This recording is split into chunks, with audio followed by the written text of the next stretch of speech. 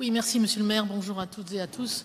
Moi, j'aurais dans cette prise de parole envie de faire un focus sur les chapitres qui concernent dans ce rapport nos concitoyens les plus jeunes, que ce soit les écoliers ou les tout petits. D'abord, vous parlez de la restauration scolaire. Je le disais, il y a quasiment un an, jour pour jour, ici même dans ce conseil municipal.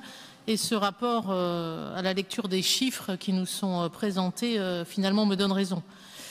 En effet, vous avez imposé des nouveaux tarifs de la restauration scolaire qui, et c'est le chiffre qui est avancé ici, pénalise finalement une famille sur deux, puisque ce sont 49% des foyers qui ont vu une augmentation du prix de la restauration scolaire. Vous le disiez en mars 2022, Monsieur le maire, vous disiez ce seront 43% qui connaîtront une baisse et 35% une hausse. Donc c'est doublement faux, les chiffres qui sont présentés ce jour le démontrent. Cerise sur le gâteau, fin 2023, vous imposez une nouvelle hausse de 4% de la tarification de la pause du midi, sans concertation là aussi, et sans que les familles surtout en soient informées. Je maintiens donc que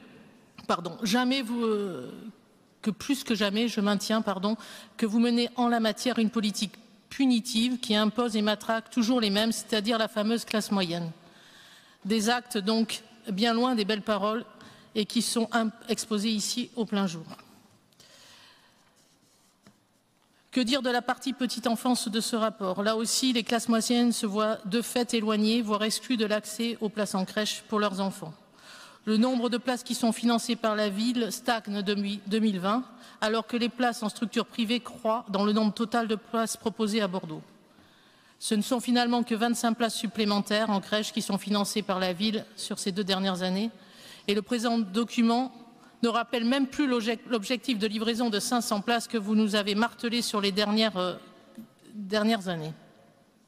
Évidemment, on atteint péniblement 161 places de plus entre 2020 et 2023. Et si cette trajectoire se confirme sur les 2 prochaines années, nous serons en effet bien loin du compte. Pourtant, des solutions existent, et notamment financières pour nos collectivités, puisque d'ici 2027, ce sera 30% de crédits supplémentaires qui seront dédiés à accompagner les équipements soutenus par les collectivités signataires du fameux CTG avec la CAF, et idem pour les créations de places nouvelles.